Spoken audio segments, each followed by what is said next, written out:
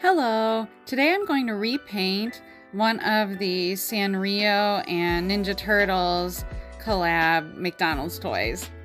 This one is the Kuromi and Michaelangelo, and Kuromi was always one of my favorite characters growing up and through high school and college. I absolutely love both of these things, so I was really excited about this collab, and the toys are honestly super cute. But, you know, they're McDonald's toys. They come free with a $4 meal, so the paint job is not perfect. And that's why I thought it'd be kind of fun to just play around with this and see what I could do. I started off by filling the holes in the back from the screws with air dry clay and sanding everything and covering it with a coat of gesso. For those that don't paint, gesso is just an acrylic-based primer, basically. I'm just using the acrylic paints that I already had at home, and I'm making sure that I use primarily flat brushes because this will give me a smooth, even coverage where I won't see the paint streaks. Some of these toys had green skin and some of them had the traditional white or whatever color the Sanrio character was, and I really liked the ones that they turned green. I thought that was kind of fun, so I wanted to make this one green as well, even though it was originally white. I also wanted to add some subtle shadows and highlights. So while I'm doing this, I'm blending a darker version of the color I'm using along the edges and then a little bit of white mixed in towards the middle. Mixing a little bit of white with any of the colors also makes them go on more solid.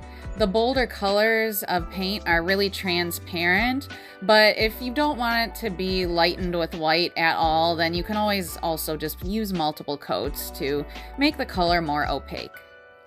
Something I also wanted to do was add some metallic or pearlescent accents.